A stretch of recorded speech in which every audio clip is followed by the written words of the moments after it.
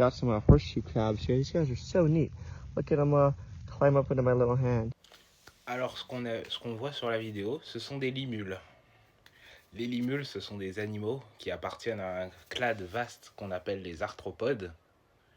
Et les arthropodes, ce sont des animaux dont la principale caractéristique est d'avoir un corps qui est segmenté en plusieurs parties et d'avoir notamment ce qu'on appelle des pattes articulées. Et dans le groupe des arthropodes, on va retrouver principalement les insectes, comme les papillons, les cafards, les menthes religieuses, les fourmis, les perce-oreilles.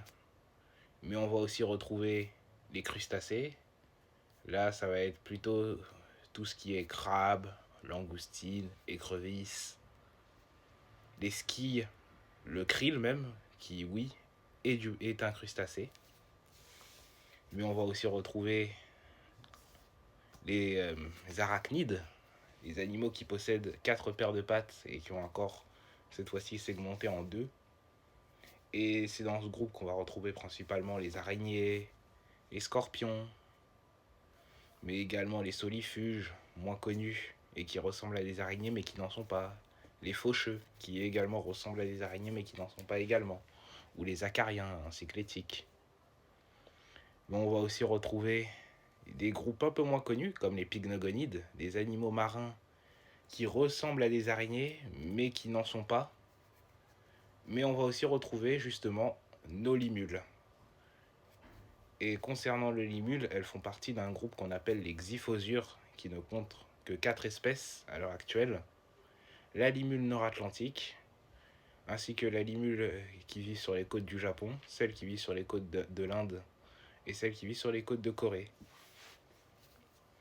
Respectivement, Limulus polyphemus pour l'espèce nord-atlantique, Tachypleus gigas pour l'espèce qui vit au Japon, Tachypleus tridentatus pour l'espèce qui vit sur la Corée, et Carcinoscorpius rotensicoda pour l'espèce qui vit sur les côtes de l'Inde.